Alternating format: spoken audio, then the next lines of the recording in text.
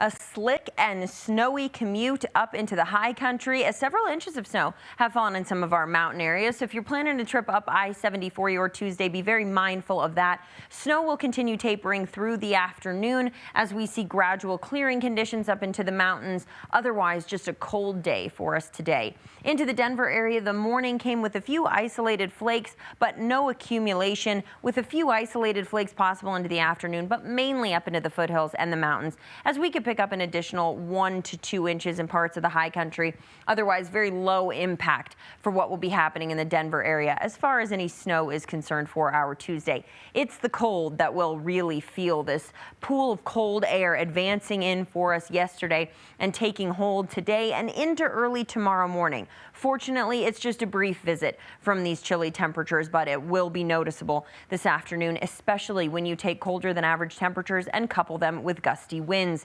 This is a look at our futurecast wind gusts through the day today. Some 25 to 35 mile per hour gusts across the metro and front range. Up into the high country, we could see some 40 to 50 mile per hour gusts through the day today.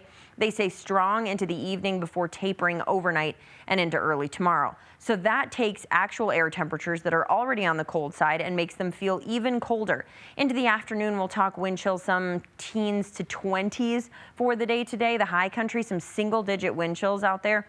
And then into early tomorrow morning, we could wake up to some single-digit wind chills as well, as tomorrow morning will be quite cold. Also, good news is winds will start to taper off by tomorrow.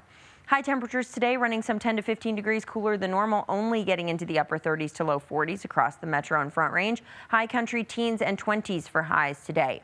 As I mentioned, it's a brief stint in the cold. We'll look at temperatures climbing back into the 50s by tomorrow afternoon and some beautiful weather to end the week and carry us into the weekend. We're looking at upper 50s, low 60s this weekend, so it should be really nice as we go into the weekend.